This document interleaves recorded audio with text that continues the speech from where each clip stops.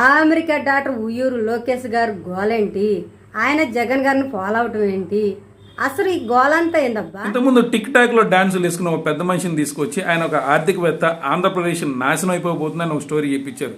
ఇప్పుడు చూస్తే అమెరికా నుంచి ఒక డాక్టర్, పిచ్చి పట్టిన డాక్టర్ని తీసుకొచ్చేసి జగన్మోహన్ రెడ్డి నల్లధనం కంటైనర్లని ఒక పిచ్చి స్టోరీ చెప్పిస్తా ఉన్నారు. ఇలాంటి దారుణాలు ముందు ముందు ఎన్ని చూడాల్సి వచ్చిందోరా బాబోయ్.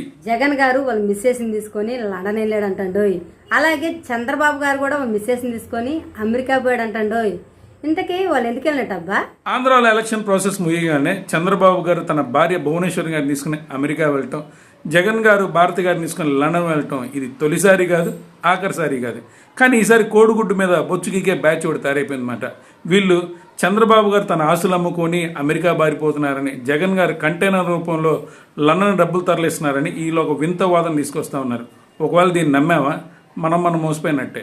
కొంతమంది ఏమో బాబు గారే సీఎం అంటారు, కొంతమంది ఏమో జగన్ గారు మళ్ళీ సీఎం అంటారు.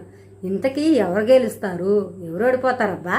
ఆంధ్ర ఓటర్ తలుచుకుంటే రాజకీయ పార్టీలకే కాదు, సర్వేల పేరుతో మాఫియాగా మారి కోట్లు దండుకున్న పొలిటికల్ అనలిస్ట్ కూడా ఉచ్చపోపించగలరని ఈ ఎలక్షన్ మనకు ప్రూవ్ చేసిందన్నమాట.